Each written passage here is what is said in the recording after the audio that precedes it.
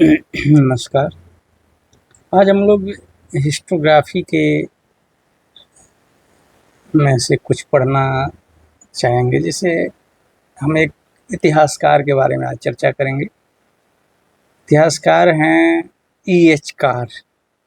H car का नाम सब लोग जानते होंगे। उनकी पुस्तक व्हाट इज हिस्ट्री, इतिहास क्या है। E.H. Car Edward Hallett car का जन्म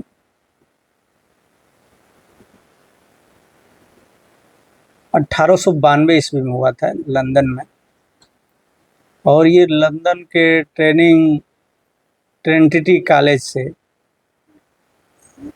कैम्ब्रिज से इन्होंने अपनी पढ़ाई की थी। 1916 से लेकर 1936 ईस्वी तक ये ब्रिटिश के विदेश विभाग से संबद्ध रहे और इन तमाम जगहों पे अपनी सेवाएं देते रहे।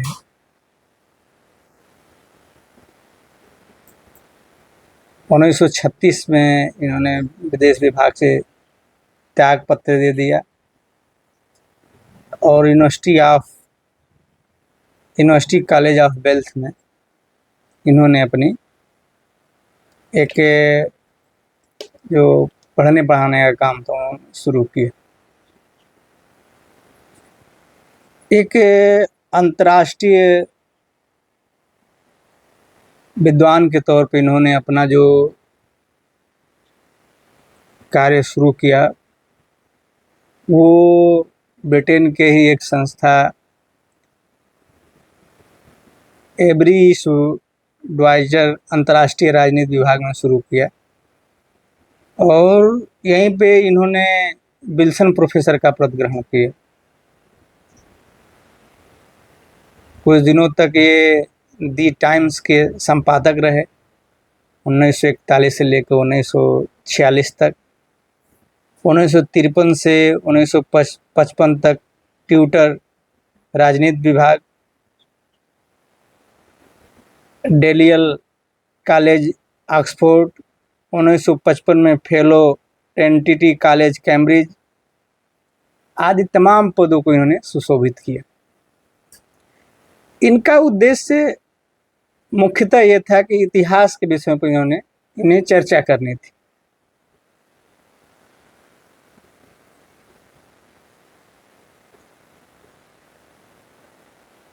रांके जो एक महत्वपूर्ण इतिहासकार थे,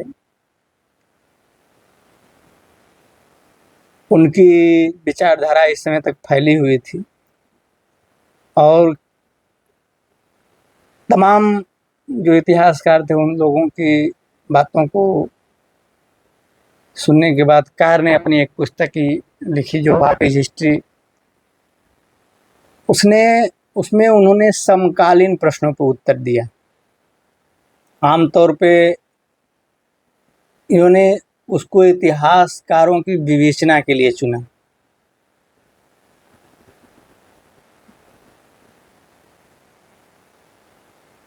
तो इस प्रकार से आज हम जो चर्चा करेंगे E.H. कार की ये पुस्तक है, इतिहास क्या है, व्हाट इज हिस्ट्री विषय पर चर्चा करेंगे। इस पुस्तक की सबसे खास बात ये है कि E.H. कार ने इस पुस्तक में इतिहासकार कुछ चीज़ों का जिक्र किया। इतिहासकार के तौर पर उन्होंने इतिहासकार और उसके तथ्य, जिसमें इन्होंने बताने की कोशिश की है कि एक इतिहासकार को जब वो इतिहास लेखन का काम कर रहा होता है तो वो तथ्यों का संकलन कैसे करता है और किस प्रकार के तथ्यों में प्रामाणिकता होती है, इस पे इन्होंने बात की। दूसरे अध्याय में इन्होंने जो बात की है वो ये बताया है कि जो समाज होता है और व्यक्ति होता है, दोनों का आपसी सामंजस्य कैसे स्थापित होता है। एक इतिहासकार अगर इतिहास लेखन कर रहा है तो इन दोनों के बीच जो तालमेल स्थापित करने का काम करेगा वो कैसे कर सकता है। तो तीसरा अध्याय अपनी पुस्तक में ये यचकार दे रहे हैं, उसमें उन्होंने इतिहास, विज्ञान और नैतिकता,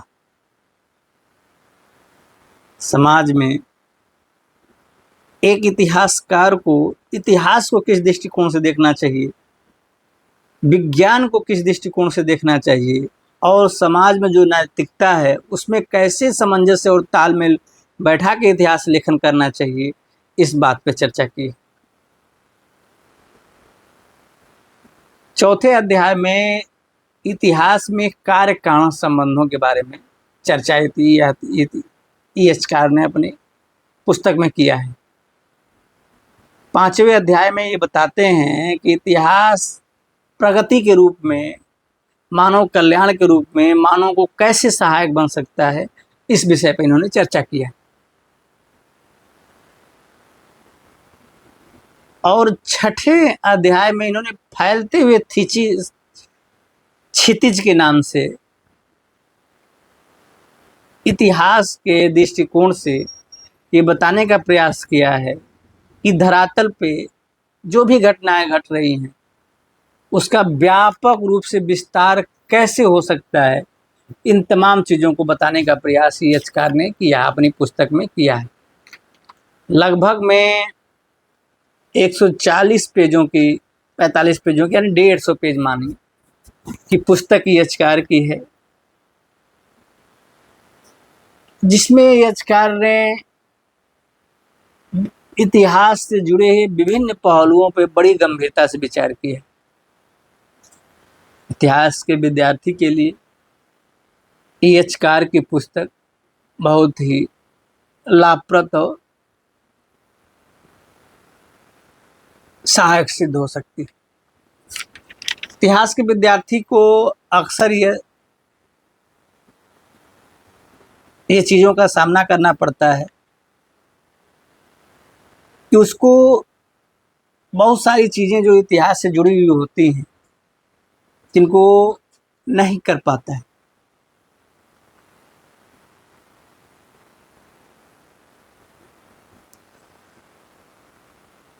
यचकार के पुस्तक द्वारा उसको बहुत चीज़ों का लाभ मिलेगा। आप इसको एक बार देखें, इतिहास के विद्यार्थियों को इसको जरूर पढ़ना चाहिए। बहुत ही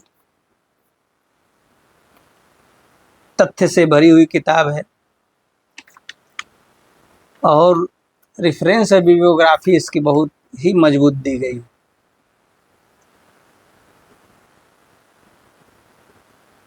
इसी पुस्तक में यचकार ने इतिहास को विज्ञान का नाम देने के विरुद्ध में कई सारी आपत्तियां दर्ज की, जिसमें उन्होंने कहा था कि इतिहास मुख्य रूप से विशिष्ट को अध्ययन का विषय बनाता है, जबकि विज्ञान सामान्य को बनाता है। दूसरी बात यही उन्होंने कहा था कि इतिहास कोई सबक नहीं सिखाता,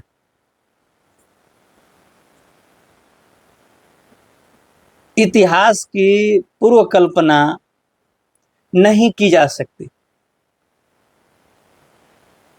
इतिहास विज्ञान के विपरीत धर्म और नैतिकता के प्रश्नों से संबंध होता है।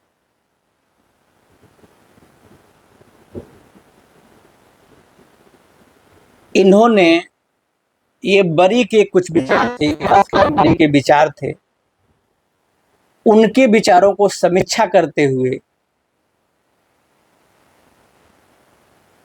कुछ आधारभूत चीजों को सामने लाने का प्रयास।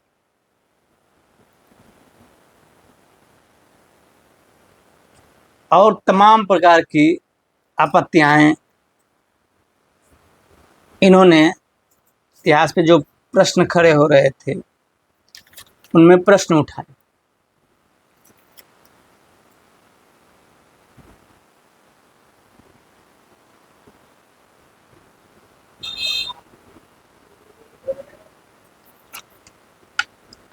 उन्होंने विशिष्ट से सामान्य का संबंध भी इतिहास के अध्ययन क्षेत्र है।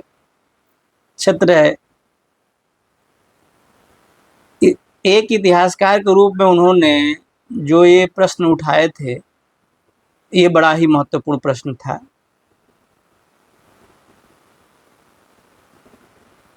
उन्होंने कहा था कि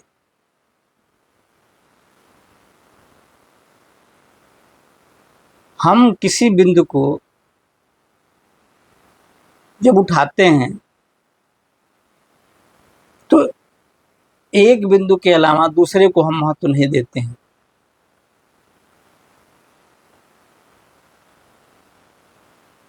और अपने तथ्यों की व्याख्या हम अलग दृष्टिकोण से कर देते हैं।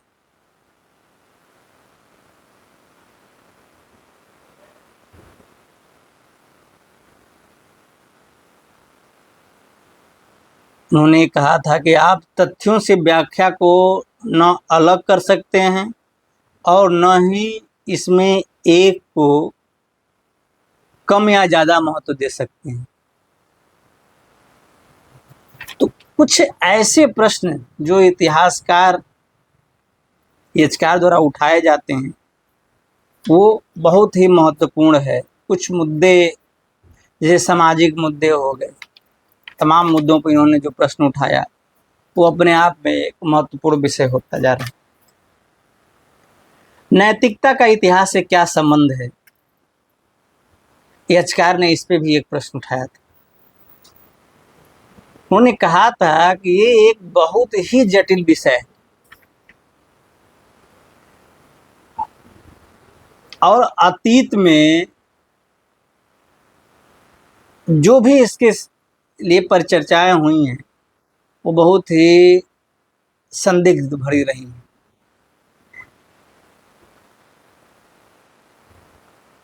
और उन्होंने बताया कि आज इस बात पे तर्क करना अपने आप में महत्वपूर्ण हो गया है और एक जिम्मेदारी भी बनती है एक इतिहासकार के तौर पर। इतिहास में अनेक प्रकार की चीजें हैं।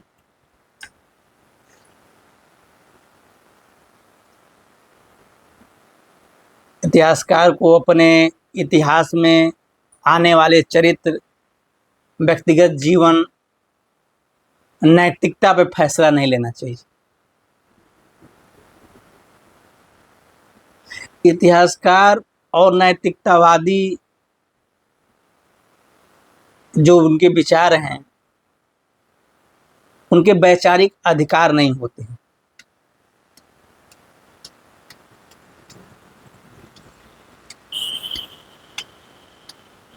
आपका दृष्टिकोण समय समय बदल सकता है।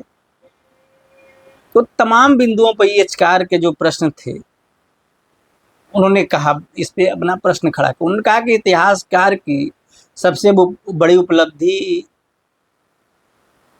यही है कि इस विषय को इतिहासकार अध्ययन करे। व्यक्तिगत नैतिकता का कोई महत्व नहीं है इतिहास लेखन में। नैतिकता का इतिहास का वास्तविक अंश नहीं हो सकता है। नैतिकता इतिहास का वास्तविक अंश नहीं हो सकता है। ये प्रश्न याचकार का मानना था। याचकार ने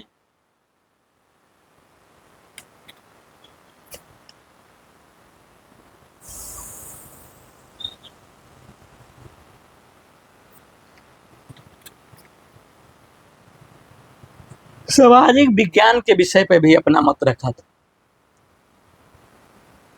और सामाजिक विज्ञान और भौतिक विज्ञान के बीच एक रेखा खींचने का काम किया था और तमाम बिंदुओं पर चर्चा किया था। धन्यवाद।